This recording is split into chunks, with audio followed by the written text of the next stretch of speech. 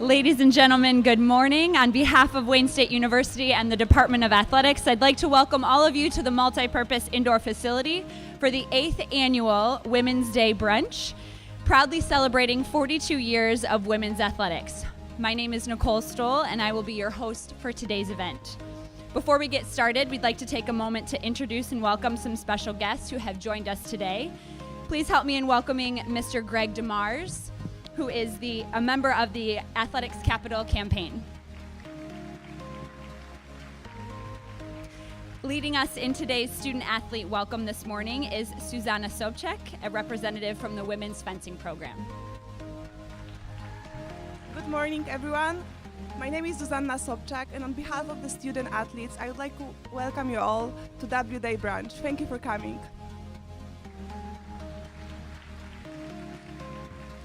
Thank you, Susanna.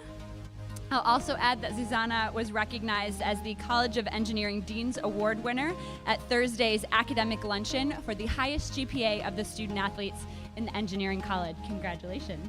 Let's look specifically at some of our student athlete accomplishments on the female side. Wayne State has had 14 females earn All-America honors in this school year. Redshirt senior swimmer Manuela Ferreira was named the GLIAC Commissioner Award winner. Junior Carrington Seals, who became the first indoor track All-American in program history last year, earned her second All-American accolade this winter. All three of our women's fencers who competed at the NCAA championship achieved All-America status. Sophomore Patty Polanskaya earned second team All-America honors for the second consecutive year, while classmate Kasia Lockmond also collected a second team All-American recognition for the second consecutive year. Senior Susanna Sobczak earned honorable mention All-America recognition for the third straight year. Head diving coach Kelly LaCroix was named NCAA Division II Female Diving Coach of the Year for the fourth time in her career, including 2012, 2013, 2015, and 2017. And finally, our Warrior softball team is currently ranked 24th in the nation and tied for first place in the GLIAC. Today we're honoring two different groups of women. Our first recognition is for the team who made a difference. This award is presented to the team who has made a significant impact in the progression of women's athletics here at Wayne State University. At this time, I'd like to invite up the 1981 women's volleyball team to the front of the room, as they are this year's recipients for the Team Who Made a Difference award.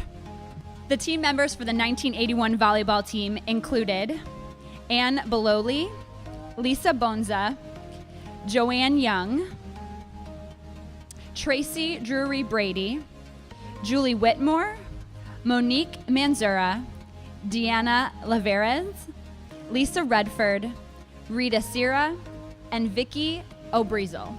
The 1981 volleyball team was coached by Miss Kathy Higgins. They're being recognized by Athletic Director Rob Fournier, and as the team takes the photo, I'll share with you a few of their accolades. The 1981 team won the GLIAC championship for 3 straight years, including 1979, 1980, and 1981. They're the current record holders for the most wins in a single season with 34. And head coach Kathy Higgins was also voted as the co-GLIAC Coach of the Year. Please help me in congratulating the 1981 volleyball team for their recognition as the 2017 Team Who Made a Difference. Our 2017 class for the Women Who Made a Difference. These individual awards are presented to the women for their specific contributions to her sports and the WSU athletic community. This is the 8th year we've presented this award. The recipients are the epitome of a team player. While only a small percentage of student athletes achieve Hall of Fame status, many give it their all to make themselves and their teammates better. These leaders have been recognized by their coaches as people who have promoted team cohesion and strived to make everyone around them better, and often going the extra mile. While this award is not based on statistical performance, it is widely accepted that the team performed better because of their contributions. Winners of this awards are former student athletes who during their participation displayed leadership and dedication to their team, loyalty and commitment to the program, and were proactive in the pursuit of achieving team goals. As I read the names, will the individual ladies make their way up to the front of the room? And those being honored will receive their award by Athletic Director Rob Fournier. Our first woman who made a difference is Miss Lisa Gentry Johns from women's basketball, who was a student athlete from 1981 to 1985. In 1998, Lisa Gentry Johns became the 6th women's basketball player to be inducted into the Wayne State University Hall of Fame. Lisa lettered in all 4 seasons on the women's basketball team from 1981 to 1985 and 1 year on the softball team. During her time here, she became the 5th player in Wayne State history to score over 1,000 points in a career, finishing with 1,059 points. Kacee was a 2-time All-American. At the 2009 GLIAC Championships, she participated in the winning women's 400 freestyle relay and also set the GLIAC conference record. During her senior year, she helped the women to a 2nd place finish at the 2009 NCAA National Championships. Overall, during her career as a Wayne State Warrior, Kacee was a 3-time academic All-American Honor Roll member and served as a Student Athletic Advisory Committee member. Congratulations, Kacee.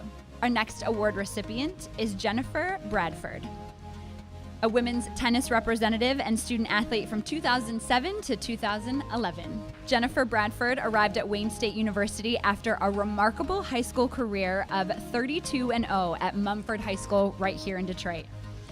Head women's tennis coach Sheila Schneider stated that Jennifer was nominated for this award for her genuine care for her teammates and meaningful relationships she built when she was a member here of the team. Jennifer graduated with a degree in Africana Studies and continues to give back periodically by visiting the team and giving motivational speeches. Our final award recipient for this morning is Agata Halford from the women's fencing team, and accepting this award on her behalf is women's fencer Susanna Sobczak. Agata was a 3-time All-American in 1976 to 1977, 1997 to 1998, and 1998 to 1999. As a student athlete, Agata excelled on and off the strip, serving 1 additional year on the cross-country team. Her strong work ethic, combined with her charismatic persona, made a lasting impact and difference on the Wayne State program. She is a leader and played an active role in achieving team goals. Congratulations, Agata. So the greatest threat to what's happening right now in our culture and humanity is this idea of comparison. So way back in the past, the physical threat to humanity was the physical plague. And when we look at modern time right now, what's happening, our greatest threat to our modern, not just our bodies, but to our minds, is this element of comparison. How does my timeline measure up with everybody else's? So my question I ask students all the time is that all these people who created our social media outlets and technically, or what we consider connected the world, did they connect us or did they infect us? Did they infect our minds with this element of comparison, and how do we release ourselves from this? So following the P's and C's brings about a great deal of self-worth and removes the element of comparison that tends to steal our joy and passion. What's your passion? Think of yours. Mine is talking. I don't know, is there a picture? You're almost there. Mine is talking. My purpose was Maya, but then it grew to suicide prevention in this area, suicide prevention in Michigan, suicide, yep, keep going, Jess. One more. Thank you. Okay, next. Suicide prevention in the state, in the country. Our productivity is meetings all day, every day. Good action. I do the same thing every single day. It's a very strange thing, but it's very helpful. Concentration. I practice yoga all the time. I focus my efforts. Consistency. I wake up at 4:45 every morning. I'm not saying that that's your journey. And I go to bed at 9:30, and I am like pumped up. That's what I say to my staff all the time. Like, we just rebranded our whole company, and I woke up at 5:15 like, I'm pumped up. Let's hurry up and get this day going. And then cooperation, relying on other people who are important to you. So the P's and C's, they're just a conversation about self-growth, that hopefully these are things that inspire you, and you need to find a way for you to consciously choose as much as possible. Choosing is hard. Remove yourself as much as you can from the herd mentality. That doesn't mean you don't do what the herd is doing, but remove yourself from just following blindly and become a conscious thinker in our society right now. Because if we understand our nature and pick an ideal with our intellect and move towards it, the direction that is offered to us removes us completely from that plague of comparison, that depression of comparison, and moves us into deeper senses of self-acceptance and trust. Thank you.